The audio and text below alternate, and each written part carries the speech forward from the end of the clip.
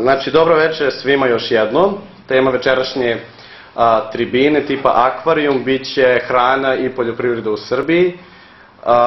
Počet ćemo kratkim uvodnim izlaganjem naših gostiju.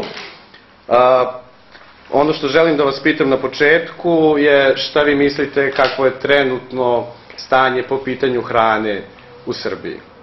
I za početak ću dati riječ gospodinu Trnavčeviću da nam iznese neko svoj stav. Pa, Srbija je zemlja u kojoj je industrija zamrla i ostala je poljoprivreda kao primarna, privredna, obnovljiva grana, proizvođač hrane i mnogi u tome ne greše kad tvrde da je to naš glavni privredni ekonomski potencijal za život, za privređivanje. Srbija je toj grani, međutim, kad kažem Srbija, ne mislim Srbija, to je jedna apstrakcija, nego njene vlade nisu poklonile odgovarajuću dovoljnu pažnju da ono što se zove resurs ili izvor razvije, unapredi za jednu visoku i profitabilnu produkciju hrane. Položaj Srbije u Evropi je takav da bi Srbija mogla da bude jednog dana zelena bašta Evrope u kojoj će se gajiti, brati zdravi, ukusni, lepo upakovani plodovi za tržišta Evrope, a u posljednje vreme sve više i Rusije. To ne znači, međutim, da ta buduća proizvodnja treba da bude na jedan nerazuman način pokrenuta, nego se mora voditi računa o onome što je veoma bitno, a to je da ti plodovi, ta hrana budu zdravi. Da se vodi računa o razumnoj upotrebi one nužne hemije, a to su mineralna đubriva i to su i sredstva za zaštitu proizvodnje. Malo znate, verovatno, ali u toku je primjena jednog koncepta integralne proizvodnje u kojoj se vodi računa o tome da se na osnovu analize hemijske zemljišta, ispošćenosti i na osnovu potreba biljke od koje se očekuje da donese visok rod, da se tome prilagodi i upotreba hemije. Vodi se računa takođe o takozvanoj karenciji, a to znači vremenu koje protekne od poslednjeg hemijskog prskanja do upotrebe, tako da se hemijske supstance kojima je biljka ili voćka, to je isto biljka, štićena od raznih bolesti i insekata, da bi plodovi bili zdravi, da se resorbuju i da ih ima samo u tragovima koji nisu uopšte štetni i opasni po konzumenta i potrošača. O tome se vodi veoma računa, jer kupci koji danas traže i spremni su da plate jednu dobru cenu, traže sertifikate i uverenja koji se zovu HACCP, Global GAP, a ima tu neki sada i verskih sertifikata kao što je halal za muhamedanske zemlje ili neke druge, košer za judejske zemlje, odnosno jevrejski narod, nema judejskih zemalja, nego samo jedna, to je Izrael. Tako da se o tome vodi računa. Međutim, ti verski sertifikati, oni se uopšte ne odnose na primjenu tih materija, nego se rade samo o tome da životinja, evo gospodin Samirović zna, obrednoga klanja, koje je tako dokaz da ta životinja nije patila, da je ovako podesna za njihovu dnevnu ishranu. ja moram da vam kažem sledeće. Da je za vreme ove ekonomske krize, koja izgleda dobija novi talas, mnoge privredne grane su bile pogođene, industrijska, naša proizvodnja velike mašine, te opreme za nove fabrike i tako dalje, onda područje finansijskog kapitala, onda područje opšte investicije i tako dalje, ali manje potresa se dogodilo u oblasti proizvodnje hrane i energetike. Zašto? Zbog toga što je populacija na globusu sve veća, što se s druge strane smanjuju obradive površine zbog prosecanja novih saobraćajnica, širenje naselja i tako dalje, a i zbog toga što poljoprivredu u nekim zemljama napuštaju dojučerašnji vlasnici i korisnici jer smatraju da to nije konkurentno i profitabilno u onoj meri kao što je to u drugim privrednim granama. Iz toga izvire i u tome se sastoji privredna šansa Srbije da postane značajniji proizvođač i značajniji izvoznik hrane. Mi ovoga časa to nismo u stanju da podmirimo, tražim. Ja mogu da vam kažem da sam upravo ovih dana čuo, a to smo delimično i objavili u emisiji koja se zove Znanje na poklon, da postoje veliki zahtevi da se iz Srbije izveze juneće meso, da se izveze i svinjsko meso, jer Srbija ovog časa uvozi prasad za tov i polutke i tako dalje, jer nema dovoljno. Postoje takođe veliki zahtevi da se jagnjeće meso izveze isto tako u islamske zemlje, pa i u neke druge zemlje koje nisu islamske, ali u kojima živi sećanje da je jagnjetina, pirotska, svrljiško jagnje i tako dalje, nešto što je privlačno, sjeničko, da bome ovca i tako dalje, suvo, sveže i tako dalje, i tako dalje. Dakle, mi smo suočeni sa jednom mogućnošću da tu privrednu granu razvijemo i da postanemo jedan veliki proizvođač hrane i da na tom počiva i veća zaposlenost. Jer jedan plastenik danas od 1 hektara on iziskuje 5 stalno zaposlenih radnika koji u njemu 330 dana imaju posla. Gaji se paradajz, evo sutra u nedelju vidjet ćete to u emisiji Znanje na poklon.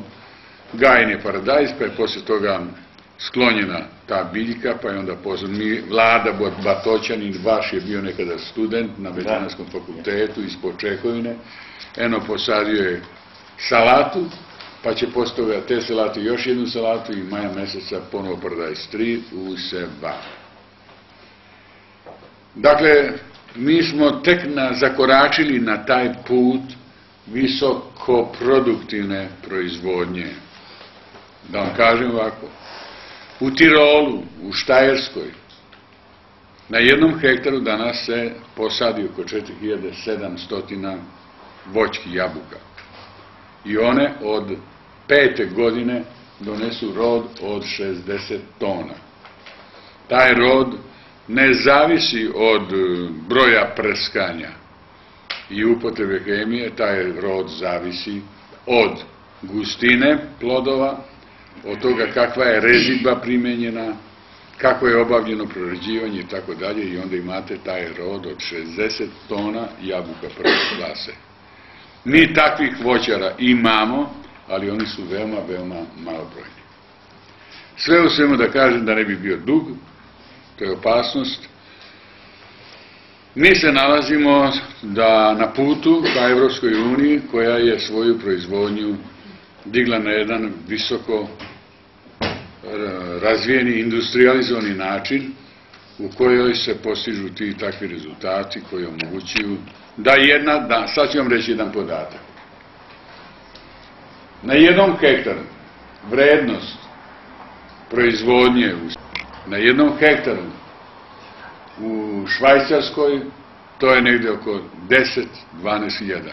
U Danskoj, u Holandiji to se penje na 15 i 17 hiljada evra vrednost. Dakle, mi zaostajemo za Švajcarskom 10 puta, za Danskom i Holandijom zaostajemo 15 ili 17 puta.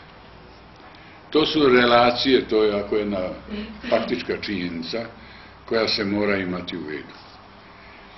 Ja, Zaharije Trnavčević, kao novinar, 63 godine, sve vreme seljački novinar, uvek sam bio za to da se bude razuman u primjeni tih hemijskih postupaka i upotrebi pa i lekova. Na primjer, hloramfenikol, koji je nekada bio veoma važan lek u gajenju svinja, je odavno napušten i izbačen i američka asocijacija Food Control je na temelju toga bila veliki kupac naših presovanih šunki u tipu praške šunke i tako dalje. Dakle, vodilo se računa i ja sam podržavao uvek i prenosio preporuke i poruke nauke, ljudi koji vode računa i o toj komponenti, da mi moramo da vodimo računa ne samo o zahtevu tržišta, nego i o sopstvenom zdravlju, a to je da u trci za nekim profitom ne prekoračimo opasnu granicu i dovedemo u pitanje sopstveno zdravlje, zdravlje naših potomaka. Mi moramo da imamo na umu, svi koji se bavimo, ja sam novinar do duše, ja se ne bavim, ali koji prate to, proizvodnjom hrane, da su moguće posledice u tkivu, u organizmu onoga konzumenta, potrošača, ne trenutne, odmah. One nisu, uvedena je da znate crvena, žuta i zelena lista hemijskih preparata u kojoj je crvena potpuno isključena, ne postoji jer su otrovne. Žuta je, štetne su, ali uz jednu razumnu upotrebu dopuštena je njihova, o tome se danas vode i protokoli, a zelena su bezopasni.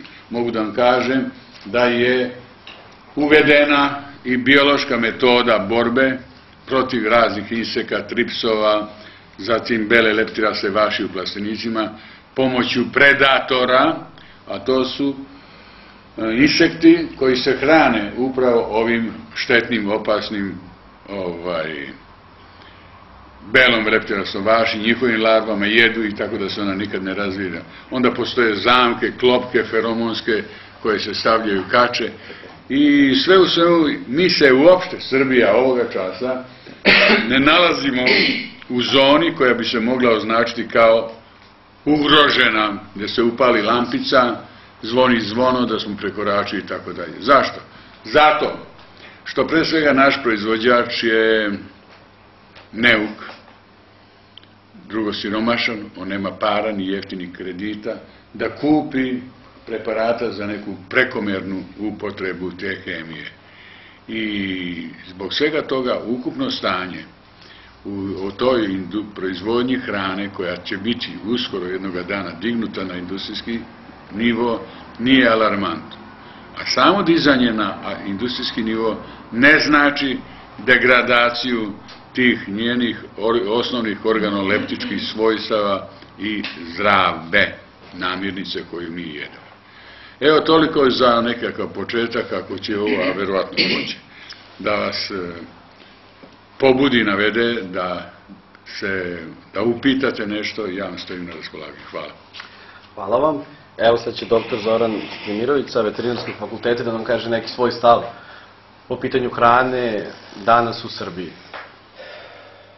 Šta reći posle gospodina Trnavčevića, koji je dao jedan dobar pregled cele proizvodnje, a s aspekta hrane malo je široko postavljeno, ne znam šta vas u tom kontekstu interesuje. Pokušat ću ja nešto da snosim. Animalno, životinsko. Da. Veterinar se bavi životinskom, a ne biljnom. Ali vezano je i za biljnu. Bez biljne ne može biti ni životinska. Tako je. Sami ste u jednom trenutku rekli integrisana Integralna, da. Da, animalno biljna proizvodnja. Mi se na ovom prostoru nalazimo, kao što je rekao gospodin Trnavčević, u jednoj situaciji koja, kad je u pitanju hrana, kao naš adut, može biti jako dobar adut. Ne samo organska hrana, odnosno organski proizvedena, kako je često nazivaju, mada ja taj izraz baš i nisam oduševljen kako je prevedeno, mnogo je bolje ekološki sigurna hrana ili ispravna hrana ili zdravstveno ispravna hrana, mada je to nešto uži aspekt kad kažemo zdravstveno ispravna hrana. Ekološki je malo širi i mislim da je bolje ga koristiti. Sama animalna proizvodnja kod nas, počev od pčelarske proizvodnje do govedarske proizvodnje, uključujući između tu i onu živinsku i svinjarsku i ribarstvo, mada to ide u onu sferu, kaže, proizvodnje koja je alternativna ili dopunska proizvodnja i tako dalje. Kod nas, može se reći, nije ugrožena, kao što reče gospodin Trnavčević, iz više razloga, a jedan od sigurnih razloga to je i ta dešavanja koja su nam se dešavala zadnjih 20 godina, koja su dovela do osiromašenja, koja su dovela do svega ovoga što nam se dešava, a s druge strane, znači došlo je i zbog prestanka rada industrije do malo pročišćenja i aerosfere, znači manje aerozagađenje, što se tiče zemljišta. I tu je došlo do izvesno apstinencije upotrebe određenih preparata, mada zadnjih godina se to, boga mi, intenzivira i ono što me posebno zabrinjava jest uvođenje nove generacije pesticida, odnosno uvoženje nekih novih generacija semena koji su štićeni pesticidima koji štite seme, odnosno biljke od semena do semena. To su pesticidi na bazi neonikotinoida koji u tom procesu biomagnifikacije, odnosno taloženja, mogu izazvati velike probleme kako u zdravlju ljudi i naravno kao krajnjeg konzumenta, a također i zdravlju životinja. Evo recimo pčelarska proizvodnja, s kojom sam više familijaran, trpi velike štete. U Francuskoj i Evropi, recimo preparat gauča, koji je na bazi neonikotinoida, je dosta korišćen. Oni su se udružili, i Pokret zeleni i druga građanska udruženja, pokreti, i uspeli su da dovedu to pod kontrolom, što se tiče Francuske, ili pak da zabrane na pojedinim područjima. Međutim, i zbog pčela, ali i zbog drugih organizama, obzirom da vršte, recimo, oštećenje bubrežnog sistema kod mnogih sisara, onda slivanje u rečne ekosisteme, jezerske ekosisteme, doprinosi smanjenju, odnosno ugrožava razvoj riblje populacije, recimo ovih, naročito riba u eutrofiziranim vodama, kao što su recimo šarani i tako dalje, gde je došlo do pomora mlađi. Ti neonikotinoidi recimo izazivaju dezorijentisanost pčela. Pčele kada odu recimo na suncokretovu pašu, napiju se nektara, a u njemu ima već neonikotinoida. Pošto su pčele najbolji prerađivači i najbolji, koji izraz da uzmem, znači najbolji prerađivači svega što unesu u svoju košnicu. Med, može da se nektar sakuplja u prilično zagađenom području, kao što recimo oko tamo Pljevlja, gde su oni rudnici i tako dalje, ili Bor i dole Majdanpek kad je rađen. Međutim, neće biti indaktan, znači čist, ekološki posmatrano, od raznih rezidua koji se nalaze u okruženju, bilo da su to pesticidi, bilo da su to teški metali i tako dalje. Zašto? Jer pčela to akumulira u svom masnom tkivu, ali je životni vek skraćen od 5 do 8 dana. I zbog toga postoji problem u smenjivanju pčela ovih zimskih i prolećnih, odnosno letnjih i zimskih pčela, pošto postoje dva perioda smenjivanja. Kod pčela, a onda se javlja ono što često nazivaju kolaps pčelinjih zajednica, CCD, koji je multifaktorijalan i koji može biti izazvan i nekim novim bolestima, kao što je recimo nozema cerana, koja se pojavila na našem području zbog otopljenja, globalni, znači klimatski poremećaj, kojima je čovjek doprineo, svakako je doveo i do pojave novih infekcija, blue tongue recimo kod stoke ili kod pčela ova infektivna bolest.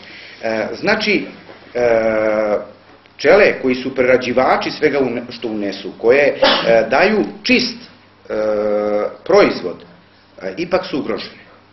I javlja se problem nestanka pčela. Bilo da su to prirodne populacije pčela, bilo da su to odbegle populacije ili držane pčele.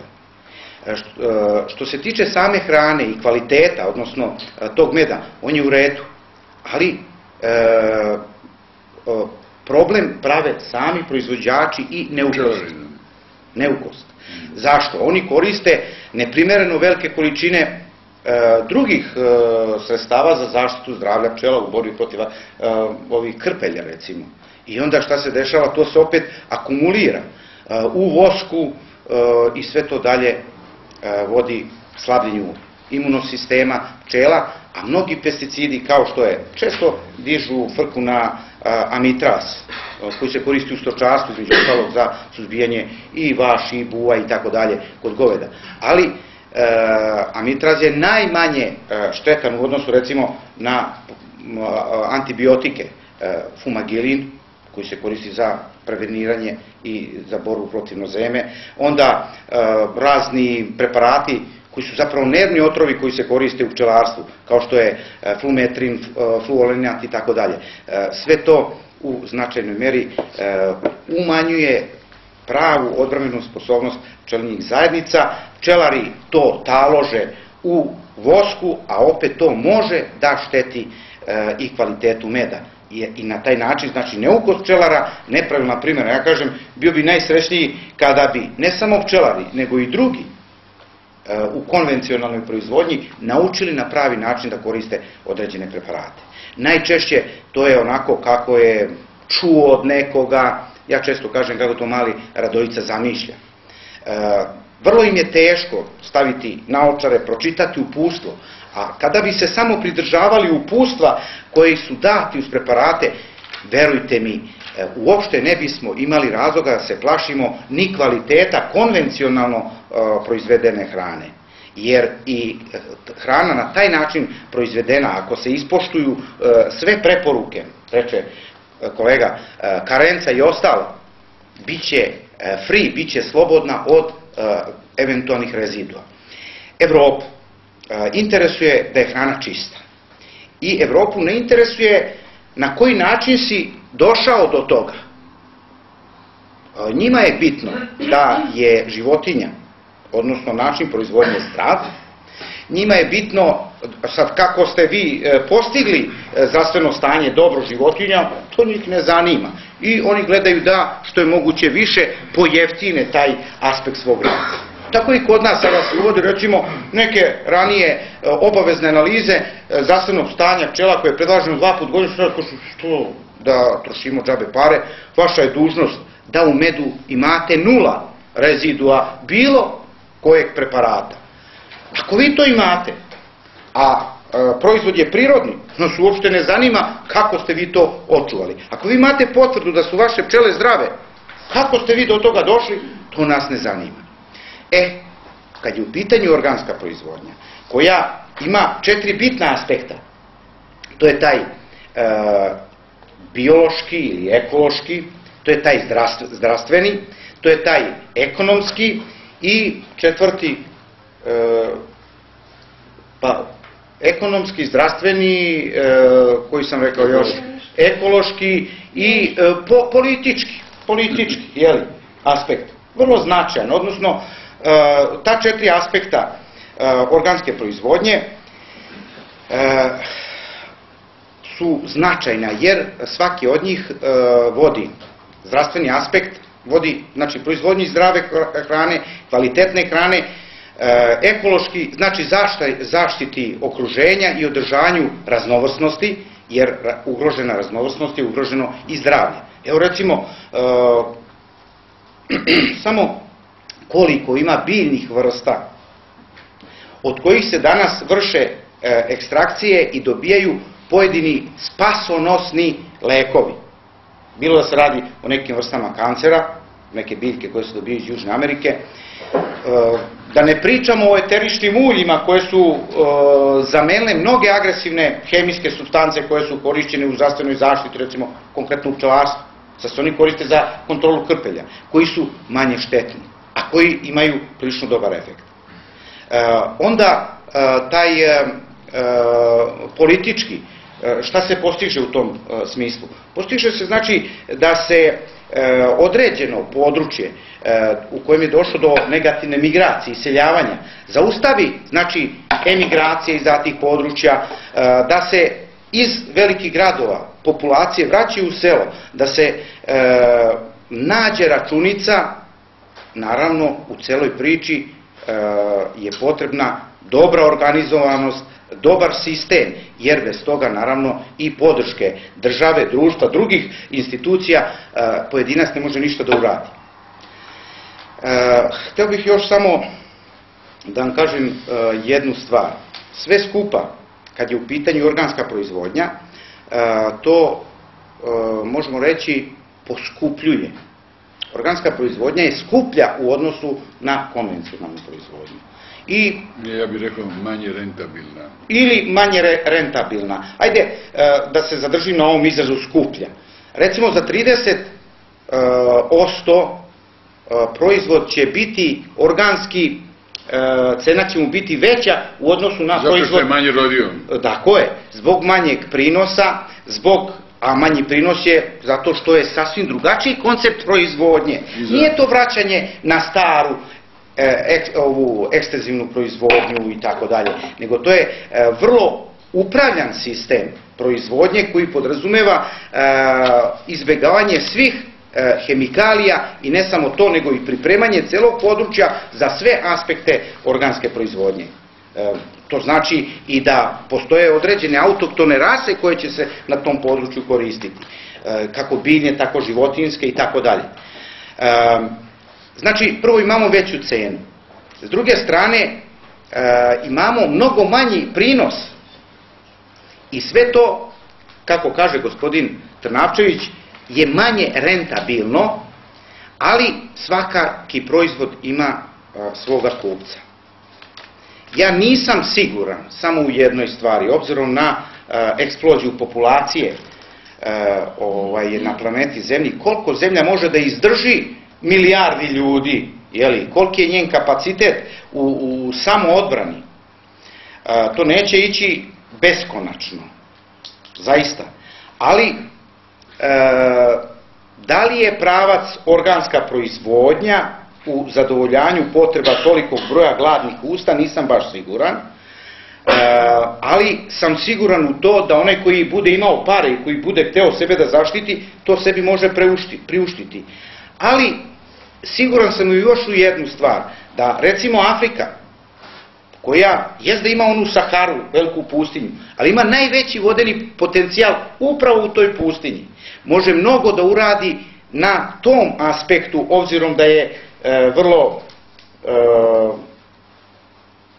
vrlo čista, uslovno rečeno, od tih silnih zagađivača i da, recimo, po ugledu na Brazil, mada je u Brazilu monokultura opet odla u drugu krajnost. Oni su tamo neke močvare isušili, autoktone biljke su tu uništili, ta zemljišta koja su bila puna aluminijuma i zakišeljena određenim agrotehničkim merama vratili u dobro stanje i sad imaju i po 3 žetve, ali to je opet monokultura. Oni ovamo mogu drugu stvar da urade i da opet budu zadovoljni. Ali to je Afrika. Kad je u pitanju Srbija, zaista ja mislim da u celom ovom zamešateljstvu koje postoji sada na sceni, ekonomskoj, političkoj, proizvodnoj, opštoj, mi imamo šansu sa proizvodnjom. Tim pre, jer GMO, genski modifikovani organizmi koji po mnogima predstavljaju budućnost zadovoljanja potreba ljudskih za hranom, je li tako? Ipak je nešto što će sigurno kad tad i u Evropi doći. Ne može se Evropa bezgranično toga braniti.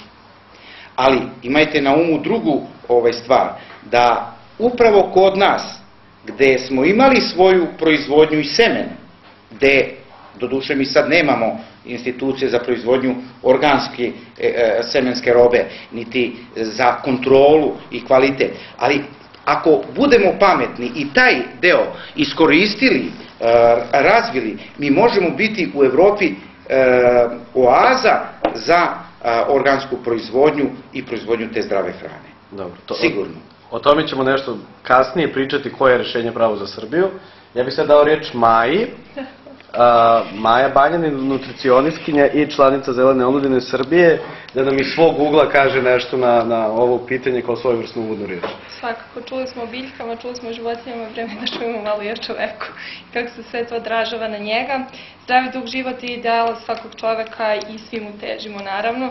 Pravilna ishrana je sastavni deo ljudskog života i ona treba da nam omogući taj dug i kvalitetan život.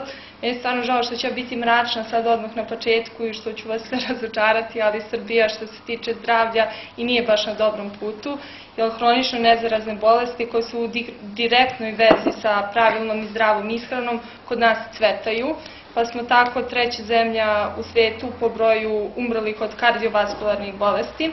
Takođe smo isto poprilično na visokom mestu na lestvici po broju obolelih od kancerogenih bolesti. Zatim, isto tako dijabetes mellitus tipa 2, koji je direktno vezan sa nepravilnom ishranom. Kod nas isto tako sve se ranije javlja u dečijem uzrastu i procenjuje neke procene Svetske zdravstvene organizacije su da će svako treće dete rođeno posle 2000. godine biti obolelo od dijabetes mellitusa, što je strašno, moramo svi složiti.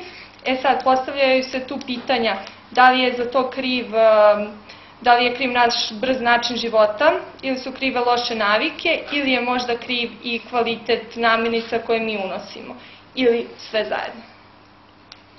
To je moje kratko izlaganje. Dobro, ja bih sad još jednom podsjetio publiku da može da se uključi. Evo imamo 2 prazne stolice. Slobodno nek neko probije led, nije ništa strašno. Pomenuli su svi gosti u svom nekom uvodu i organsku i neku proizvodnju koju trenutno imamo, nazovimo je konvencionalnom, i industrijsku proizvodnju kao neki napređeni model u oblasti tehnike i pesticida i herbicida i tako dalje.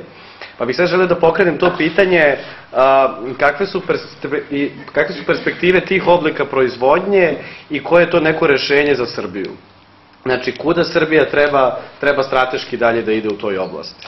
Znači, za koju poljoprivredu da se opredijeli i u šta da ulaže svoje postojeće resurse? Pa ja bih rekao pre svega nešto što je Maja ovde najavila kao mračnu sliku stanja zdravlja u Srbiji i rekla da smo na nekom visokom, od ozgo ili od ozgo, niskom ili visokom, svejedno, u polju kardiovaskularnih obolenja, kancerogenih obolenja itd. Ja sam Zaharije Trnavčević, završio učiteljsku školu, studirao sam samo 20 minuta čistu filozofiju, nisam studirao ni agronomiju, ali sam 63 godine u ovom poslu i ono što je važno, to radite i vi, razmišljam i čitam šta drugi pametni ljudi kažu od mene. Ja tvrdim da nije jedino bitno šta čovek jede, nego kako jede, drugim rečima, kako živi.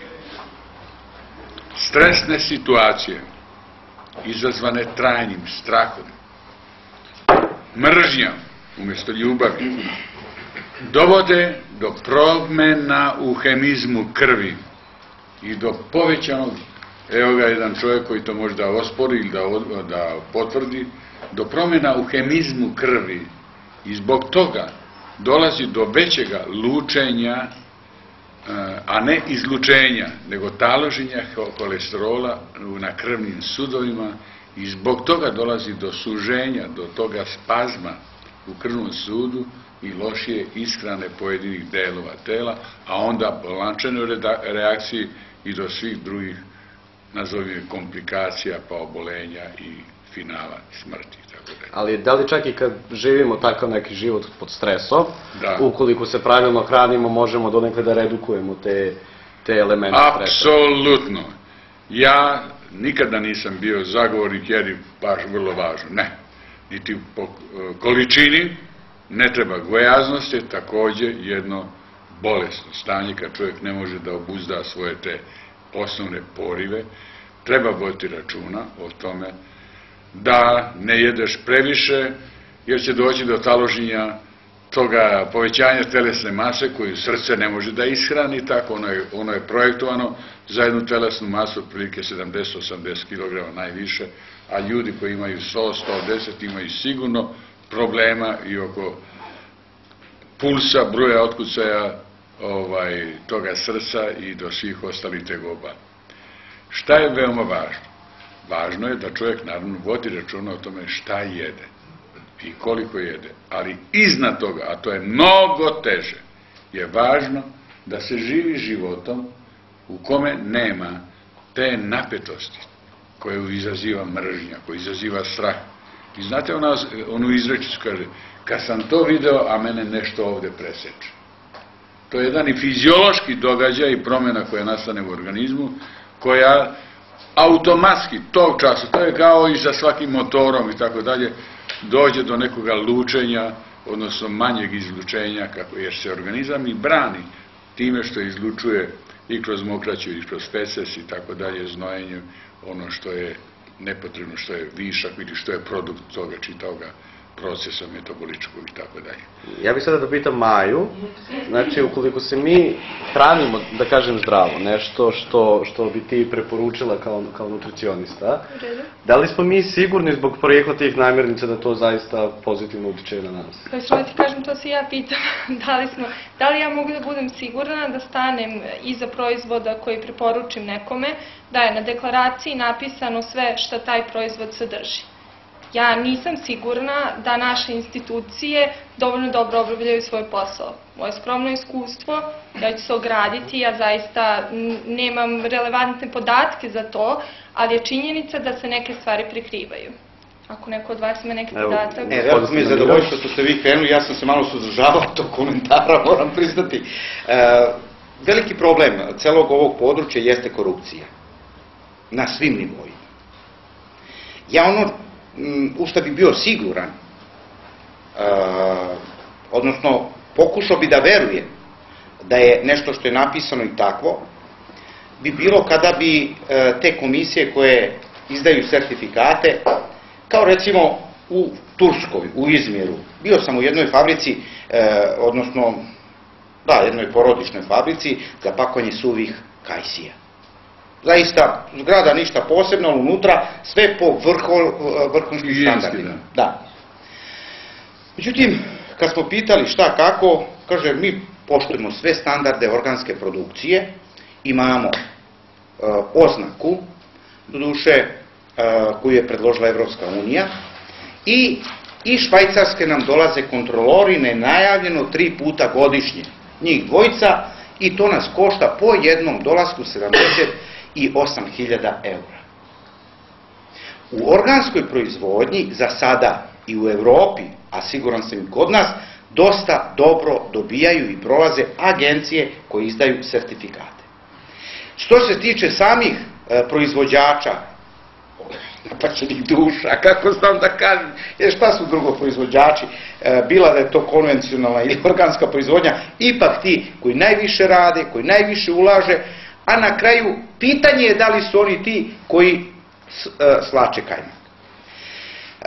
Naše okruženje ovde je visoko korumpirano, korupcija je na svim nivoima. Teško je poverovati, što je rekla koleginica, da je baš to što su dali to. I ja se upravo, kao i ona što je rekla, toga plašim. I nisam siguran da li je to baš to. Jer, evo, uzmimo u konvencionalnoj proizvodnji. Vi imate i sada zakone, i sadašnje propise i pravilnike po kojima morate tačno da imate deklaraciju, da na deklaraciji piše sve to, kako je do... Međutim, često se dešava da preko deklaracije jedne prelepi na druga. Zapravo, mi imamo problem kontrole sprovođenja propisa. Mi imamo veliku inflaciju mnogih pravila i propisa u celoj državi, a nemamo tu kontrolu na svim nivoima. Nadzor. Na svim nivoima. To je veliki problem. Počev od, po meni, osnovne stvari, a to je obrazovanje, jer kakvo je obrazovanje, tako je i sve ostalo, pa do svih aspekata bilo koje životne sfere. U tom kontekstu hteo bih reći da organska proizvodnja kod nas u situaciji kada mi imamo zakon donet 2006. pa obnovljen 2010. tako pa silni regulacioni akti, pomoćna ti akti doneti i tako dalje, sve to lepo napisano. Ali mi imamo još uvek agencije koje priznaje ministarstvo i agencije koje ministarstvo ne priznaje. Kako sad, šta to znači u jednoj suverenoj zemlji, da imamo agenciju koja je sposobna da sertifikat o organski proizvedenoj hrani, ali tu taj sertifikat država ne priznaje. U kom smislu? Pa neće taj proizvođač koji je dobio sertifikat od takve agencije, neće moći, recimo, da dobije dotacije koje se daju, subvencije za poljoprivrednu proizvodnju. Neće moći da ostvari organizovanu eventualno plasman i tako dalje. To nam govori o toj našoj urođenoj potrebi za neuređenošću. Na ovom prostoru, ne samo Srbije, nije to, ja sam pre izvesnog vremena bio u Ukrajini, pa mi smo, znate šta smo mi u pogledu uređenosti u odnosu na njih? Mi smo velika Amerika u odnosu na Ukrajinu. A namerno sam pomenuo Ukrajinu, jer je Ukrajina veliki proizvođač žitarica. Uljarica, suncokreta, naravno. Tako da u svim tim sferama ima svega i svačega na području zemalja bivše Jugoslavije, bivše Sovjetskog saveza. Odmah da vam kažem, ništa, nemojte misliti da je i u Evropskoj uniji baš sve tako ružičasto i sve tako 100% sigurno. Idealno, ne, daleko od toga. Evo primjera, kad smo u pitanju kod pčelarstva. Izvesni doktor, neću da ga imenujem, ali i mogu ako bude trebalo, govori o organskoj zaštiti zdravlja pčela. Pominje mradu kiselinu, oksalnu kiselinu, i kad smo bili kod njega u Nemačkoj, on pokazuje nama njegovo dobro da vrši organsku proizvodnju tako pčeljnih proizvoda. I sad on kaže koliko je dobio i tako da ja malo sračunam i kažem, pa znaš šta, čini mi se da je to prilično dobra proizvodnja, kako uspevate, mislim, kako držite pod kontrolom, recimo, varroa i tako dalje. Obzirom da ova sredstva alternativna koja preporučuju nisu baš sigurna i tako dalje. A on u jednoj trenutku kad smo se malo opustili ovako ispod stola stavi, izvadi flašicu i kaže, evo, a na njemu piše amitraz. Amitraz je pesticid kojeg Evropska unija ne preporučuje za zaštitu zdravlja pčela. A to je istovremeno i preparat koji je održao i zaštitio pčele u Evropi, sačuvao pčele od varoje kad je u prvom cugu na drnu. Prema tome, to vam je već primjer da često se jedno priča, a drugo radi. Sad, tamo verovatno, pošto su ljudi više plaćeni, postoji manja mogućnost za korupciju. Pa u to možemo da se uzdamo. Znači, ja sam, ne za neke nacionalne, uske nacionalne komisije ili već tela koja će da vrše kontrolu, nego na jednu zaista centralizovanu, gde će ljudi biti dobro plaćeni, nije mi žao, ako se plati tih 78.000 eura, jedna poseta nije malo, ali nema šanse da bude potkupljen. Kad smo mi ušli tamo, on kaže, znači šta, ajde skinite minđuše, skinite prstenje i tako dalje. Zašto? Pa kaže, to je za vas dragocenost, a za mene velika šteta. Neka se samo jedan prsten ili minđuša nađe u tim suvim šljivama, slučajno, jer može da ispadne, da padne, meni će ceo kontingent da vrate. Evo, imamo novog učesnika, tačnije učesnicu u diskusiji. Ja bih je zamolio za početak da se predstavi i da čujemo šta ona ima da nam kaže. Ja sam Snežana Isaković, Zelena omladina Srbije. Pomenuli smo da ne znamo zapravo šta jedemo, da ne postoji na deklaraciji, to je da možemo da se nadamo da na deklaraciji piše to što bi trebalo da se nalazi u proizvodu. I negde tu, pošto smo juče isto imali diskusiju na temu genetski modifikovanih organizama i prisustvo njih u našoj zemlji, u našem zakonu GMO nije, po skraćenici, jel te, nije zabranjen zakonom da se ovde proizvodi. Međutim, juče smo čuli neke informacije da postoje polja sa genetski modifikovanom sojom. Dakle, iako je zakonski propisano da ona ne treba da se uzgaja i u samom tom zakonu da nema potrebe da piše da na deklaraciji treba da postoji naznaka da je nešto GMO, ako je to nešto zabranjeno da se proizvodi u državi, onda nemate tu klauzulu. Ne poštujete zakon proizvodnje nečega što ne bi trebalo da se proizvodi, samim tim ne morate ni da naznačite da to nešto, jer u zakonu nigde ne piše tačno rečenica da je to zabranjeno. I zaista kako mi da znamo šta mi kupujemo, šta mi jedemo. S druge strane, ti poljoprivrednici koji misle da će GMO-om više da zarade, i upravo ste pomenuli moment potkupljivanja, negde tamo su veće plate, pa lakše, drugačije, ovde su male plate, niske, mislimo da ćemo da preživimo. Šta se dešava sa tim proizvođačima koji proizvode te genetski modifikovane organizme, da li ih zaista koriste u lična svojstva ili ih samo prodaju za veću cenu, a onda, to jest više zarade, a onda od tog svog novca kupuju neki proizvod koji ponovno nema naznaku i ponovno ne znaju šta jedu. I nekako se nalazimo u nekom začaranom krugu. Idete vi genski modifikovani? Verovatno da ne znam. Jedemo svaki dan. Pa jedemo, da. Banana, šta vam je drugo nego genski modifikovana? Kivi. Tritikales, pšenice. Šta su nego genski modifikovani? Šta vam je pomenuo tolstolobik? Riba.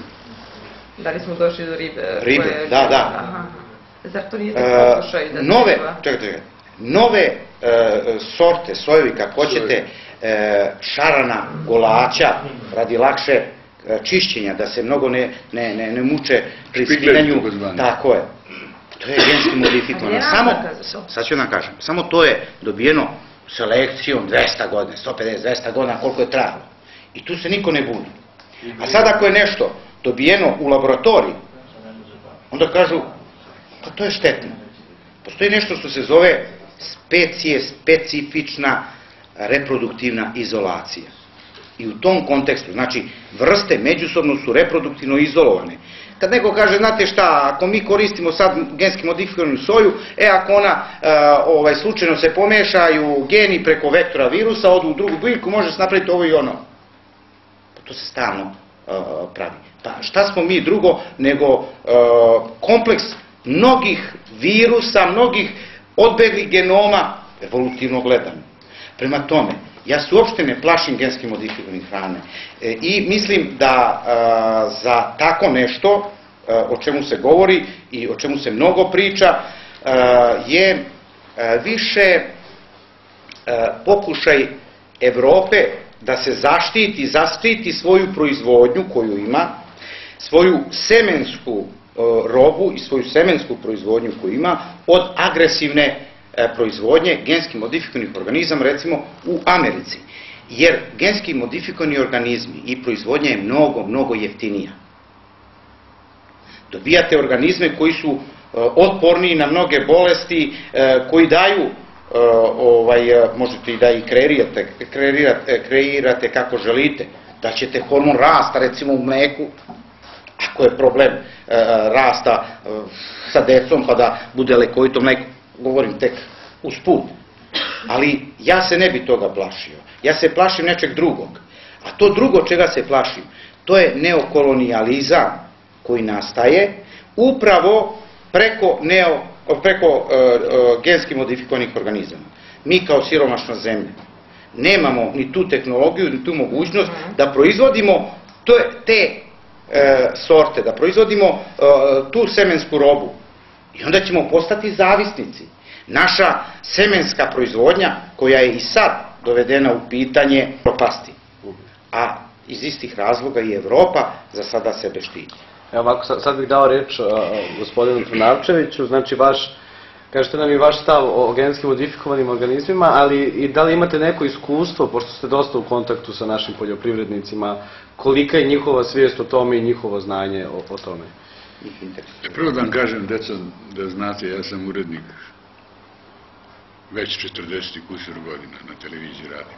Ja nikada nisam objavio u emisijama koje ja uređujem, potpisujem, informaciju o opasnosti koja se zove svinjski grip, ptičji grip, niti černobilska katastrofa i tako dalje, jer sam ja pokazao, neuki, nemam veze ni sa hemijom, ni sa nuklearnom fizikom, da je salata koja onda, na koju su sleteli nukleidi iz Černobila, u stvari spiranjem destilovanom vodom, potpuno Geigerov borač bio u nula. Spiranje. Kako je doletelo, tako spiranjem se skloni i tako dalje. Hoću da kažem, ja nisam nikada učestvovao u širenju jedne psihoze straha. Koja je dana, od svega.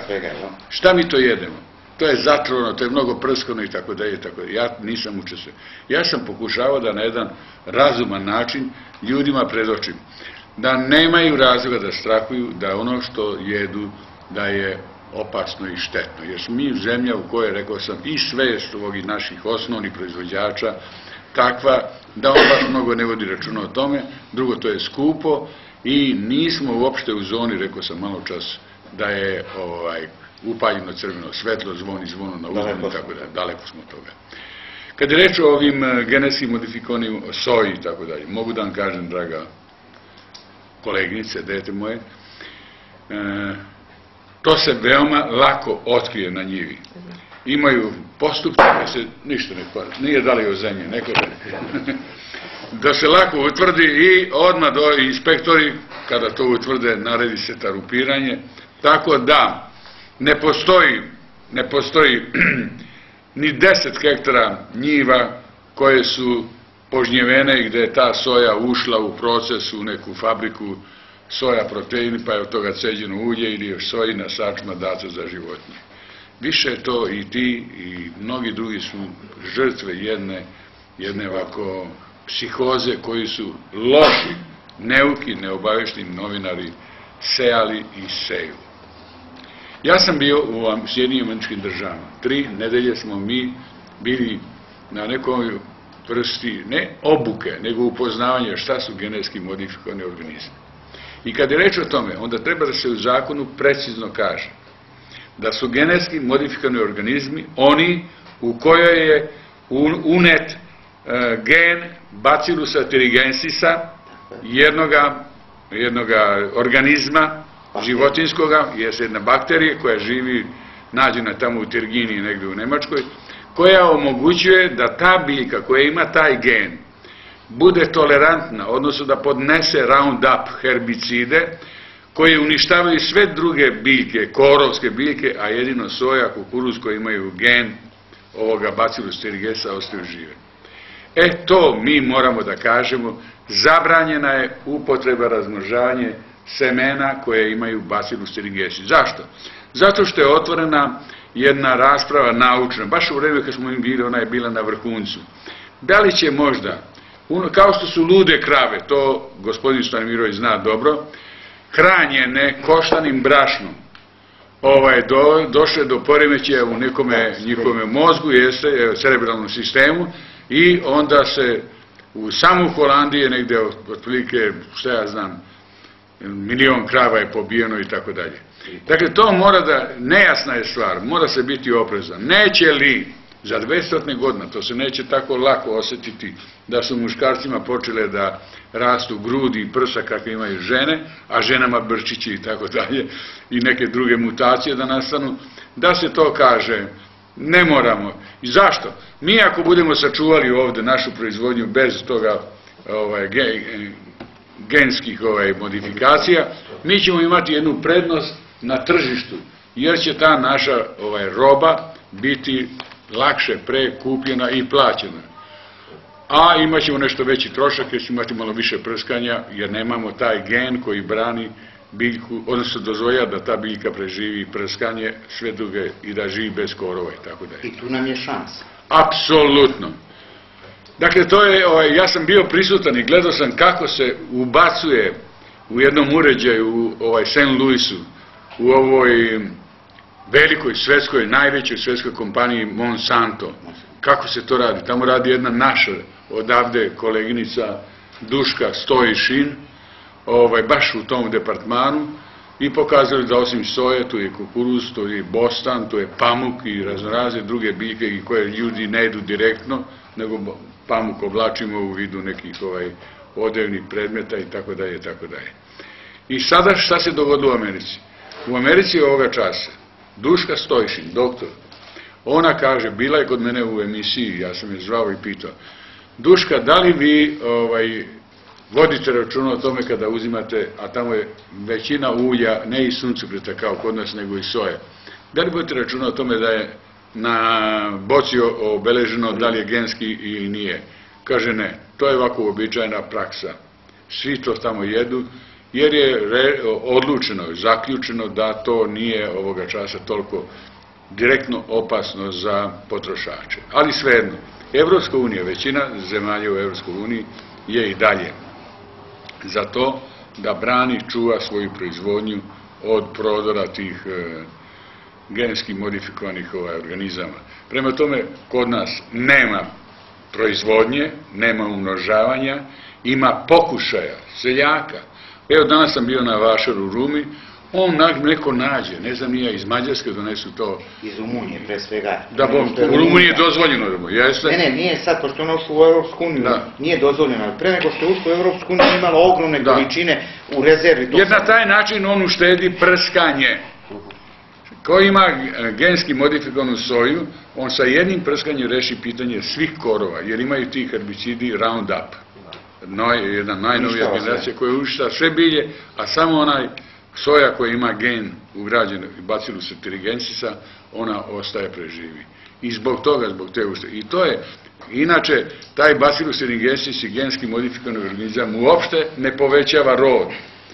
Nije ovako genetski kapabilniji nego što su drugi, tako. Nije, samo jedina ta stvar, a ona za Amerikance, za te koji to seju na desetine hiljada hektara jedan farmer, to je za njega velika, stavka zbog koje je on prihvatio da to seje, uzgaje i tako. Gospodine Trnačević, sami ste rekli da postoje biološke mere borbe. Da bom. To je jedna od bioloških mera, samo visoko sofisticirana. Jeste, a ne, ali problem je samo jedan moment, pošto se prvo Maja javila pa Snježa, da ispratimo neki red javljanja, da ne ulazimo u direktnu diskusiju. Ja bih se samo nadvezala na ovo što ste vi rekli, da je vama ta gospođa koja je došla iz Amerike rekla u ovom času to nije problematično. Sad mene zanima, pošto ste vi stručnjak, pošto nije problematično u ovom času, da li ta genetski modifikovana hrana može da se garantuje da ona neće biti problematična i kroz neke 3-4 generacije. Da ona neće ostaviti nikakve posledice. Ja vam se opet ograđujem, ja nisam stručnjak, ali ako razmišljamo da je to hrana koja je razvijena u laboratoriji su svi uslovi kontrolisani. Šta biva kad ona dođe u prirodu? Utiče genotip, šta je sa fenotipom? Genotip je, fenotip je posledica interakcija genotipa i faktora spoljašnje sredine. Dobro, da, a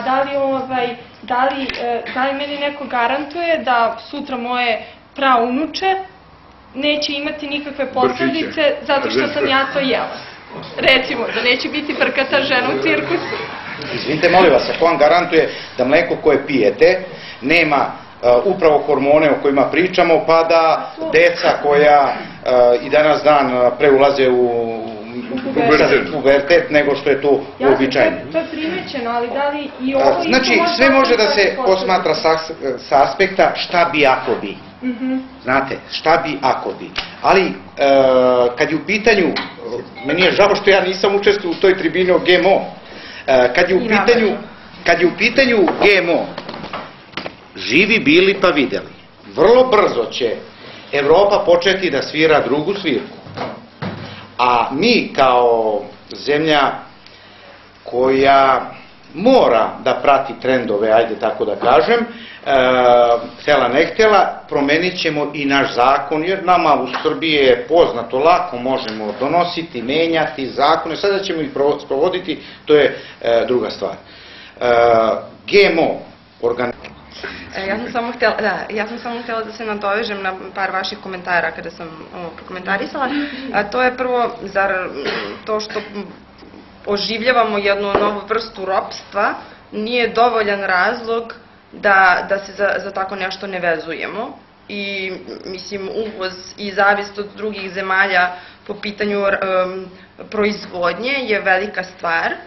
I ako već postoje potencijali Srbije, kako je pomenuta na početku, i ako se već traži to naše zdravo, mene prvo zanima zašto se naše onda meso traži i zašto se naši proizvodi traže ako nisu prepoznati kao zdravi, a mi ćemo da se vezujemo za jednu vrstu ropstva. Ne, ja sam rekao što je Mene prvo to. Druga stvar, ja se izvinjam, druga stvar koja mi je problematična jeste da dešavaju se promene i modifikacije različite na našim organizmima tokom evolucije, što je nekako prirodni neki zakon, i druga stvar je kada se nešto radi u laboratoriji gde su kontrolisani uslovi. Vi nemate toliko kontrolisane uslove u prirodi. Vi ne možete iskontrolisati apsolutno prirodu i kada taj kontrolisani organizam pustite u prirodu, vi apsolutno ne možete da znate kakve će sve efekte izazvati, jer vi više nemate kontrolisanu okolinu. To je ono što je meni takođe problematično. Treća stvar, ok, da uzmemo mogućnost da apsolutno nije štetno, da se dokaže da nije štetno. Ja imam pravo da znam šta je GMO, šta nije. Ja imam pravo da izaberem. Meni ovde trenutno nije zagarantovano to pravo i rekla bih samo da nisam se pozvala na novinare koji šire strah o GMO, već je to bilo iznešeno mišljenje stručnjaka, a imali smo i priliku da na tribini bude predstavnik, to je jedan od poljoprivrednika koji je govorio o trenutnoj situaciji u njegovom selu. Tako da ne bih rekla da je to, znači ne mogu da kažem Mačva, ali tako bilo juče. Da, oni su poznati, ja sam mislio. Ja ne mogu da kažem da, sad znači da kažem 100% to je tačno, ali nekako mogu da se pozovem na jučerašnje izgovoreno, kao nadam se validno. Ok, gospodin Sladimirović, kratak odgovor, pa ćemo da... Odgovor je, ono što sam govorio, to je trend koji će sigurno da dođe. Ono što vi govorite, to je naša šansa koju treba iskoristiti. A to, ko vam odnosno da li imate pravo izbora? Pa naravno da imate pravo izbora i u svakoj zemlji koja teži da bude iole demokratska, to pravo mora da se garantuje promenama zakona koje će verovatno u tom smislu slediti. Eto tako, najkraće rečeno, to vam je to. Sutra baš pričamo o zakonu o genetski modifikovanim organizmima.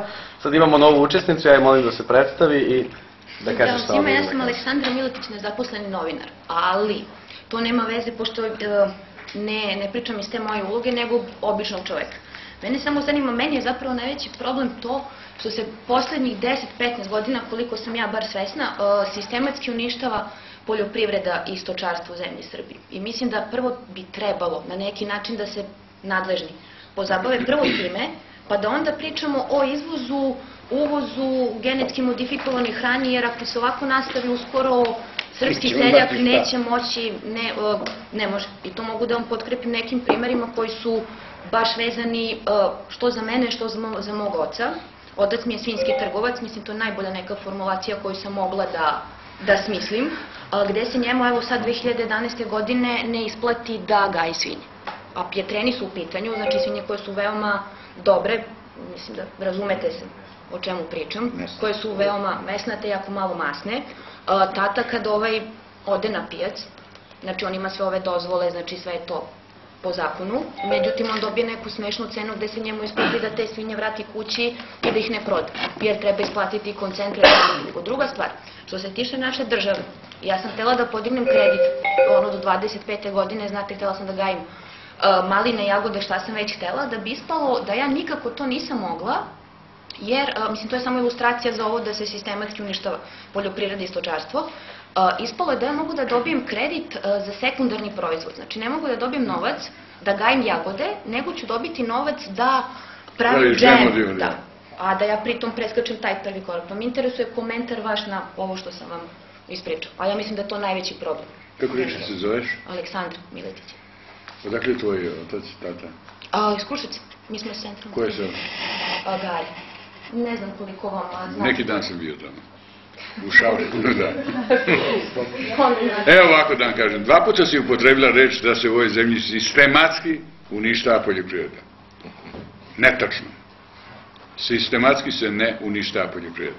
Ali je došlo do pada broja stoke, do pojave parloga, ali s druge strane, na obrađenim njivama, u Panti Dušo i svi ostali, ove godine koja je sušna, je rod kukuruza bio kao u nekada najboljim godinama, 9-10 tona. Bio sam danas u kući čoveka koji je imao 9 i nešto tona po hektaru.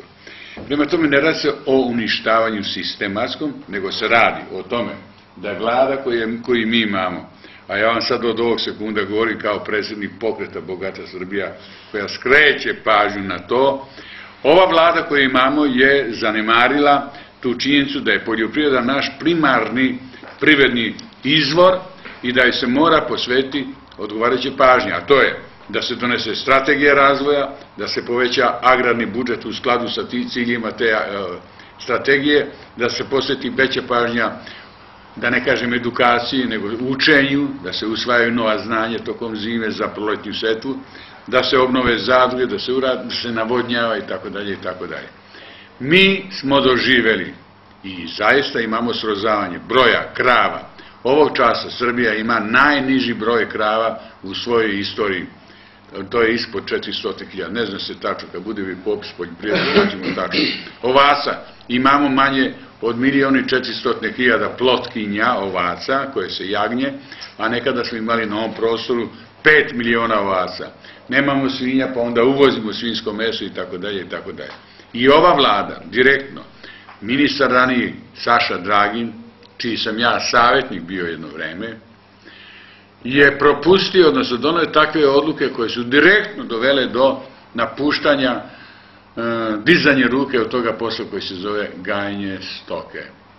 Naprimjer, uskratio je premiju za mleko domaćinstvu koje ima manje od 5. Ja kažem, Saša, pa umjesto da pomognem tom siromaku da nekako preživi i opstane, ti ga lišavaš i tih dinar i po tričave premije i tako dalje. Ne. On je onda uveo profesionalizaciju poljoprivrede, pa onaj ko je platio penziono invalidsko osiguranje, taj ima pravo da konkuriše, ako zna da će dobiti podsticajna sredstva i tako dalje. I vlada je kriva i odgovorna što je stopa rasta u poljoprivredi niža nego što bi bila moguća i što mi i dalje biljna proizvodnja, od koje opet zavisi i stočarska proizvodnja, zavisimo od toga da li će, evo kao što je najavljeno utorak sada, 6. decembra biti ili neće biti te kiše koja će da bude dobro spas i tako dalje. Dakle, to je to. Što se tiče ovih, recimo, kredita što si rekla, to su... Meni to sve liči, ja se izvinjam, opet tu sam htjela da napravim neku paralelu. Sve mi to liči na, ajde, možda ne sistematsko uništavanje, ali prilično uništavanje. Jer ljudi nije to ni uništavanje, nego je propušta nečinjenje. Ali sve ostaju prazne, ne znam, po istočnoj Srbiji. Znam, draga moja, Stara planina, uzmemo recimo Pirot. Jer vi znate da nekada pirotski kačkavalj koji je bio u velikim količinama izložen čak i u Njujorku, nema ga, nego jedu kačkavalj iz Bugarske. Iz Bugarske. U Sjeničko-Pešterskoj visoravni nekada je paslo 120.000 ovaca. Danas, daj Bože, da ima recimo 20.000 ovaca. I tako dalje, od revira do revira uvidit ćete da smo mi došli na niske grane. A s druge strane postoji tražnja i u islamske zemlje, i u zapadnu Evropsku uniju, i jagnjećeg mesa, i junećeg. Da, malo što je bilo reći o junećem mesu. O organoleptičkim svojstvima, ova mala što sedela ovdje je govorila o tome. To naše meso je zaista, u Italiji se zvalo carne slavo, to znači meso iz Jugoslavije. Bilo je vrhunskog kvaliteta zbog tih organoleptičkih svojstava, zato što je bilo prošarano masnim proslojicima, loja i tako dalje. Bilo najdelicious, ukusno, mramorirano meso i tako dalje. Meso kako, prvo se proda carne slavo, pa onda recimo meso iz nekih drugih zemalja i tako dalje. Toga više nema. Mi imamo kontingent da u Evropsku uniju izvezemo godišnje 10, a nekad smo izvozili 100.000 tona junećeg mesa. Mi nismo u stanju ni 10.000 tona da izvezemo, nego izvezemo 1.800.000, to sam pokazao, klanica u Knjaževcu, koja jedina ima izvozni broj, a radi, zakolje 3 puta nedeljno, ponedeljak, sreda i petak, u druge dane ne kolje. Nema stoke. Gospodine. Evo ovako, sad ću ja malo umješam. Spomenuli smo i velike šanse Srbije. Pomenuli smo taj neki kvalitet koji je tražen. S druge strane, pomenuli smo i probleme s kojima se poljoprivrednici susreću. E sad, kakav stav država Srbija, društvo generalno i sama vlada treba da zauzmu po tom pitanju? Znači, koji je naš neki strateški pravac? Da li da ulažemo u taj kvalitet koji smo imali nekad, da ulažemo u tu neku u očuvanje te tradicije kroz možda neki organski pristup, ili da idemo na tu profesionalizaciju, umnožavanje poljoprivrednika i na svoju vrstnu industrializaciju poljoprivrede. Sad, ko hoće prvi da počne, evo može i naš novi sagovornik. Ne. Ako možete se predstaviti na početku. Ja sam Igor Panterić, advokat i savjetnik predsjednika naše stranke Bogata Srbija, gospodina Trnavčevića. Nevolja istorijska me odvela da sam 15 godina bio u Holandiji, jer sam tamo pred tribunalom branio naše ljude. Dok sam živio u Holandiji, konstatovao sam, a što svi znamo iz istorije, da je u vremenu turske vladavine ovde tamo cvetala renesansa i trgovina. Ali ostavimo to po strani. Konstatovao sam drugu stranu, da tamo ne žive Marsovci, nego žive normalni ljudi. I vidim kako izgleda ta Holandija. U svakom aspektu. I pitam se, a zašto tako ne može da izgleda Srbija? Kad sam čuo da se gospodin Trnavčić sa svim svojim iskustvom i željom uputio taj poduhvat da pokušamo nešto u ovom društvu da promenimo, ja sam se priključio. I to mi je velika čast. Ali možete da nama kažete kako je Holandija koji nismo bili. Ali sada, prvo imam 3 pitanja za naša 3 sagovornika, da održimo ovaj tempo. To je pod 1. Pod 2. Ovde sede mladi ljudi. Ja vas molim da u nastavku ove diskusije, koja je vrlo plodna i vrlo korektna, osim pobrojavanja problema, što svi možemo ovde od 7 miliona Srba, sjajni smo da pobrojimo, da čujemo rešenja. I moje prvo pitanje, da ovi mladi ljudi ne bi odavde otišli, bez neke ideje, nade, da nama ima nekog spasa, jer inače da vam kažem, za onoga ko ne zna, zemlja je u bankrotu. Mi smo vrlo blizu argentinskog scenarija da proglasimo moratorijum za naše dugove. I još se zadužujemo. Ali što bi rekao Nikola Pašić, izlaza nam nema, propasti neće. Sad, ja pitam gospodina Trnavčevića, koji je i autor jednog sjajnog serijala konkretnih predloga, koji nadamo se da ćemo to i uspeti da distribuiramo, koji se zove Formula nade. On je, zahvaljujući svom iskustvu i svojim relacijama sa stručnjacima, napravio 40 ili 50 predloga za mini projekte kako da svako domaćinstvo makar može 100-200 evra mesečno da ima viška u budžetu. Recimo. A i mnogo više u zavisnosti od projekta. Ali nećemo sad o tome. Imajući u vidu činjenicu da ima 1 milion nezaposlenih, da je u tom procentu, ja ne znam tačno, ali 40 ili 45 mladih do 30 godina, otprilike, i tu negde, što je stravičan podatak. Beznađe je veliko. Džaba to studiranje i te priče kad sutra nema ništa. Nema spasa. A paralog je u Srbiji. Ja pitam gospodina Trnavčevića, kad bi on bio u situaciji da nešto u ovom društvu menja ili da bude u situaciji da menja, koje mere bi on konkretne dao da se nezaposlenost putem nekih programa u poljoprivredi, u relativno kratkom roku, jer znamo da poljoprivreda nije od danas do sutra, zahteva ciklus, ali da počnemo, šta ovi mladi ljudi, kada izađu sa ove tribine, mogu da ponesu. Izvolite. Evo, to je i moje pitanje. Izvolite, gospodine Trnavčević. Kako država treba da, ono što sam pitao prije, kako država treba da se postavi i šta da uradi, pa da čujemo I još nešto, ne samo država, ne. To ću ja posle da vratim. Mi nemamo preduzetnički predmet u osnovnoj školi i u srednjoj školi. Zato su nam rezultati takvi. Mi moramo da učimo sve generacije da oni nešto stvaraju. Prvak u školi mora da nauči kako da proda jednu jabuku ili da to uradi, a onda kad dođe u gimnaziju da osnuje klaster.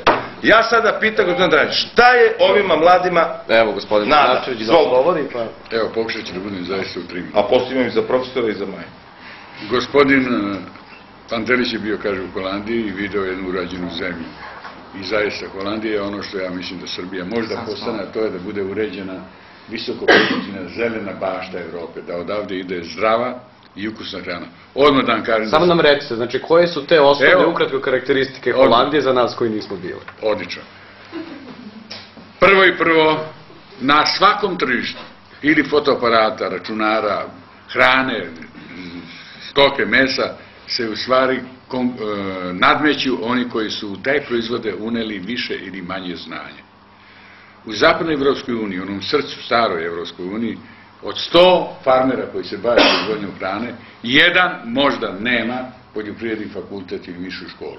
Kod nas, od 100 farmera koji se bave tim istim poslom, jedan možda ima... 0,5. Eto, nema. Prema tome, mi moramo da posvetimo pažnju obrazovanju naših ljudi koji proizvode hranu, da se upoznaju i primenjuju nove postupke, koja je visoko produktivna, visoko isplativa i profitabilna. Ako se to dogodi, onda će se mladi ljudi vratiti ili ostati gore na onim kotama kao što je u Švajcarskoj. Ja sam bio u oblasti Jura u Švajcarskoj, u kojoj verovatno isto nisi bio, jeste, koji zovu švajcarski Sibir. Ona je ista kao naša Sjeničko-Pešterska visoravan. Sjeničko-Pešterska visoravan prazna, živi sirotinja. U Juri živi, posebnuta imate po školama decu, na ulicama decu, mlade ljude, jer je svaki farmer koji ima 50-70 krava inženjer agronomije, ili veterinar, kod koga nema hoće biti, neće biti, nego se zna po recepturi. Deco, da vam ispričam jednu priču. Ste pravili nekada doboš tortu, vaša mama jeste. Doboš torta u Tokiju, u Moskvi, u Londonu, Njujorku, Beogradu i ovde na Novom Beogradu, ako se pravi po jednom istom receptu, je uvek doboš torta. Ako neko odstupa, onda je ta nekakav papađanija, bućkuruš, tako dalje. Danas poljoprivreda znači primjenu odgovarajuće recepture tehnološke da bi dobili taj proizvod koji je isplativ i zdrav. I šta još treba da uradimo osim obrazovanja poljoprivrede? Odlično. Treba da ujedinimo te, i u Holandiji, u Danskoj, u Italiji, u svim zemljama koje imaju uspešnu agrarnu industriju, je ujedinjavanje kooperative, oni rekao i stranu čudnu reč, klaster, ja ne znam, klaster kao kloster, kloster je u stvari manastir i tako dalje. Dakle, ne klasteri, ali dovoljne su kooperative koje su povezane fino u jednu piramidu zadružnu, na čijem se vrhu nalazi marketinška služba koja prodaje te proizvode. I to je jedini način da mali proizvođači budu deo velikog poslovnog sistema i da imaju sve, rekao bi srpsku reč, benefite, koristi od toga što su deo toga sistema. I kojih 5 konkretnih projekata za mlade? Evo ova mala... Evo, ja ukratko sam. Imam njivu, šta da radim? Da. Evo, recimo... Imam hektar u Šumadiji. Evo. Na 500 metara. Molim vas, to zavisi i zavisi gde se nalazi ta njiva. Šta da radim na toj njivi? Dozvoli, čućeš. Ja da se nalazi da ja imam tako njivu, a da nemam ovaj posao koji ima posao, ja bi sadio jagodu u plastiriku. Još pre, sadio bi, deco, trešnju na kržijavim podlogama koje se zovu Gizela 5 i Gizela 6, jer trešnja, kako kaže profesor Vlado Ognjanov iz Novog Sada, je broj 1 po profitabilnosti, pa onda je 5 mesta prazno, pa tek onda dolazi jabuka, nektarina, breskva i tako. Koliko para imam na hektaru? Molim? Koliko ću zaraditi? Možda ti ostane godišnje posle 5. godine kad trešnja stupi na puni rod, da ti ostane sigurno 20.000 evra po hektaru, jer se te krupne trešnje koje se zovu Kordija, Regina, Turska, Zerat i tako dalje, plaćaju 4 evra po jednom kilogramu pakovane u plastične kutije od pola kilograma. To sam se pokazao. I deco, ova naš autoput kojim idu turske klanjače, oni voze trešnje. A nekada dolazi trešnja iz Argentine, na južnoj, tamo je sada u Argentini ovoga časa leto. I tamo trešnja zrimaju. Ili iz Turske, ili iz Argentine. A aronija? Aronija je također jedan proizvod, međutim gospodin koji je gostovao Čeda Praška iz Nektara, rekao je, nek se naši proizvođači ne zanose da će imati neku cenu kao koja je sada, jer su male količine od nekoliko evra, nego je 35 eurocenti kilogram, ali treba imati, znači, hektar te aronije, imati jedan rod od možda 30 tona puta 3, to je 9000 evra po hektaru. Kad odbiješ troškove, tebi opet ostane lep prihod. A je treba pesticid za aroniju? Ne treba. A koliko para od lešnika mogu da dobijem? Još ljašnik pa ćemo da lešnik pa imam pitanje. Još jedno, da vam kažem. A od lešnika koliko ima? Neco da vam kažem ovako. Sad ću ovu dama čekati. Samo da čekam, ima još neko osjećaj. Da vam kažem ovako, gledajte. Ja poručujem gledalcima koji se bave poljoprivredom ili gledaju tu emisiju, koji god posao da radite, krojački, šusterski, poljoprivredni, veterinarski, novinarski, radite ga na najbolji način. Unesite najviše moguće raspoloživo znanje preko interneta, to se sve ako dozna, i onda ćete imati takav rezultat da nećete požaliti što ste odabrali taj posao. Znači, bez obzira koji posao, on iziskuje znanje. Izvolio, devojka. Imamo novu učesnicu, pa ćemo da se vratimo na pitanje gospodina Pantelića. Ja sam Ana Broćić, student sa prehrambene tehnologije biljnih proizvoda, apsolutno poljoprivredno. I ja smatram da jeste poljoprivreda perspektiva, ali ne samo po sebi, nego smatram da mašinski fakulteti u našoj zemlji treba da imaju smer praktično neke mehanizacije i opreme u poljoprivredi i da bez takve proizvodnje u našoj zemlji koja će smanjiti praktično cenu proizvoda zato što je ovdje proizveden taj uređaj ili za navodnjavanje ili staklenik ili plastenik ili nešto za berbu, nešto prilagođeno određenom području, određenoj vrsti terena, što će biti na kraju krajeva i moguće da se izvozi neka druga mesta gdje isto je slični su uslovi, da bez toga mislim da tu treba kreditirati sitne proizvođače, sitnih priključnih mašina, prskalica, i da to nije problem proizvoditi. Smatraš da su potrebne ulaganja u razvoj, znanje domaćeg? Mašinski fakultet kod nas treba da praktično ima jedan veći deo svog nastavnog kadra usmereno u napređivanje tog dela i ne uvoz tih mašina. Time bi se doprinuli do održivosti samog sistema kod nas. I održivosti, smanjene cene proizvoda našeg i jednostavno taj onda rad ima smisla, jer sve ono što se vidi na terenu može da se primeni u uređajima. Evo, direktan komentar na ovo, pa se vraćamo na vaše pitanje. Petar Veliki, kad je pravio reforme Rusije, pošao je od obrazovanja. Knjaz Miloš je pošao od istih stvari. Naš pokojni premijer je imao šansu da to uradi, ali nažalost nije učinio. Ja sam čovjek koji radi na univerzitetu. Mislim da sve treba krenuti od opšte obrazovanja i prevaspitanja, ako mi dozvolite to da kažem, celokupne nacije. Zamislite vi obrazovni sistem u Srbiji, čiji sam i ja deo, u kome se finansira po glavi studenta. Šta to znači, gospodo? To znači da, recimo, mi moramo na Veterinarskom fakultetu da upišemo kako znamo i umemo 750 ljudi. I nama kaže dekan. Ja ne znam šta da vam kažem. Mi moramo upisati toliko ako hoćete da opstanu plate. A kako ćemo to uraditi, ja sam ne znam. Jer naš fakultet često upisuju oni sa jedva trojkom. Gospodo, u takvim okolnostima, gde se indirektno kaže, pa puštajte ih ako hoćete da živite, ako nećete da ugrožite svoj standard i tako slab, Nema nama izlaska iz ove situacije. Sad smo se malo odmakli od teme.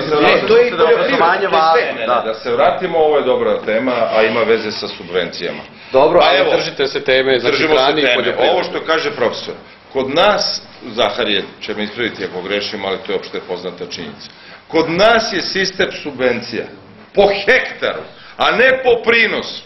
Dakle, ti imaš žuravni loftu, imaš 100 hektara i onda tu dobijaš šta dobijaš. A niko te ne pita koliko si proizveo. Zato što je ovo visoko korumpirana zemlja, zato što je korupcija u Ministarstvu poljoprivrede takva bila i sad ne znam kako je, ali vidjet ćemo, to će nadležni organi.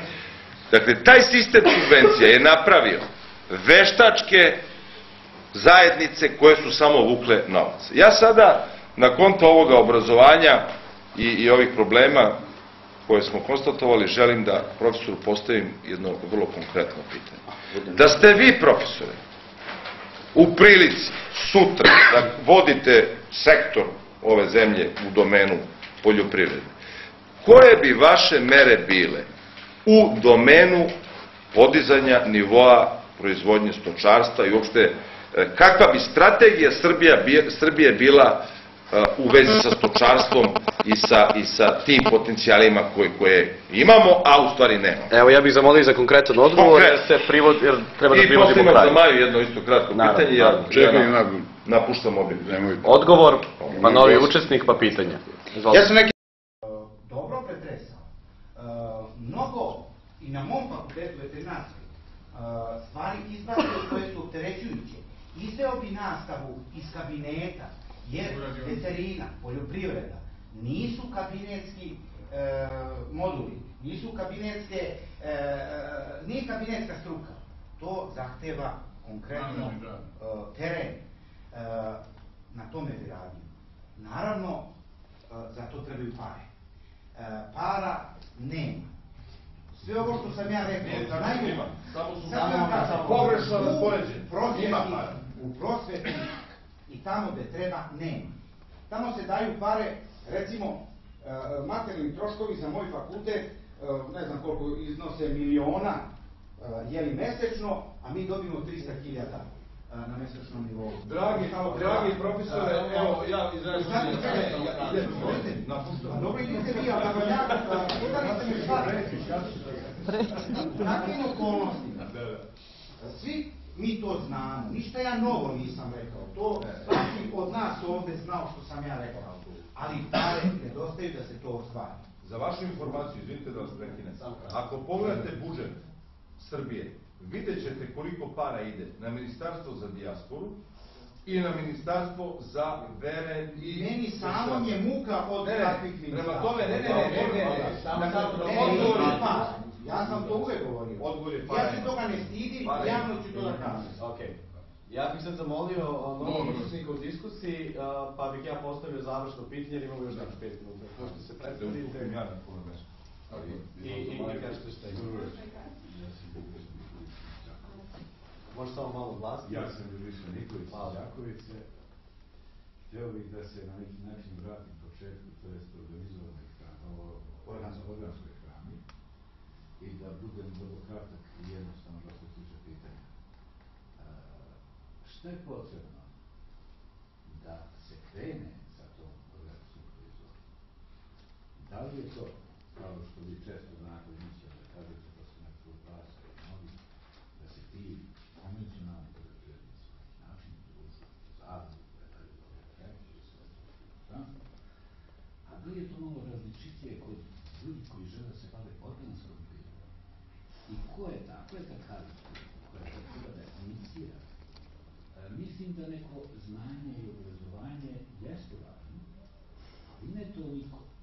Čini mi se da je kao u toj konvencionalnoj je problem plasmana doći do izražaja na neki način. Samo tu kariku kako to, da je to država, da li je to oni organizacija ili nešto treće način. To je najvažnije. Ko bi sad želio od vas? Ja mislim da to, koliko ja sam čuo i znao da je zemljaku najteže da dođe do plasmana, kao što je paradajz po 2 dinara, tamo gori, mnogo dole, a ali dajte ljudi kako da se... Ja sam se predstavio na početku, pa... Ja sam Srđan. Pošto sam imao neko iskustvo sa organskom proizvodnjom, koliko je bilo moguće uopšte,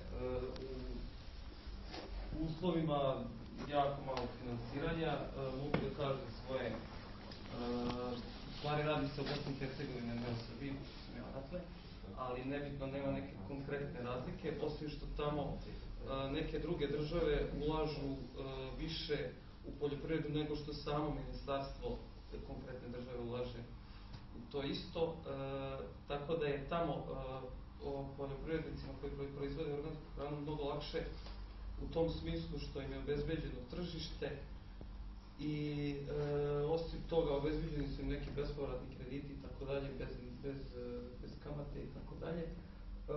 Tako da, samo sam želeo da odgovorim gospodinu da po mojim nekim iskustvima plasman proizvoda je najmanji problem. Organsku hranu možete da izvezete u inostranstvo, u Evropsku uniju kad hoćete. To je najmanji problem. Postoje ljudi u Srbiji koji su se obogatili. Tačno da sam ja možda bio u zavodu u vaših divnih komisija da je jedan od glavnih problema plasman. Nekako ćemo se sporazumeti i pročitati i da nešto proizvedemo. Ali jednostavno plasmana i da li je to tačno da to mora zapuda, jer kao što smo nešto pre napomenuli, kao što ste rekli vi, da naš neovi seljak misle to, ajde dok se nekako edukuje to, dobro je sve da nešto proizvede, a sad se mora da bude i nešto. Da bude i... Sad ja razumijem da su nešto kao acceptacija na poznanje i sve te stvari, to je sasvim u redu. Ali sve mi se čini da je to ipak glavni problem, plasirati. Da on ima obezben neki plasman, ima sigurnost kroz tu proizvođača. Prvi broj, dragi Nikoliću, nema nigde, ako apsolutno sigurnost, nivo tom pismu industriji, nikad ne je u poslu. To je jedna stvar. Kad govorimo o organskoj proizvodnji, koja je tek kod nas u povoju, imamo nijedan osnov od ukupne proizvodnje hrane koja je, recimo, proizvedena u skladu sa tim protokolom i propisima o organskoj proizvodnji. Takvih problema još nema, zato što te hrane nema. Upućivo sam na Anžeja Vozdara iz Pisača, koji sa 2 sina ima 17 hektara posađeno sve po režimu organske proizvodnje. On na Futoškoj i na nekim drugim pijacama u Novom Sadu ima svoje tezge, donosi već te plodove, već i steku reputaciju, ugled, da je to hrana proizvedena u skladu sa protokolom koji propisuje organska proizvodnja i on to sve proda, ništa ne vraća, ne baca i tako dalje. U svakom poslu, pa i ovom poslu, kad govorimo o organsku jednom novom poslu, je poželjno da se svi ovi proizvođači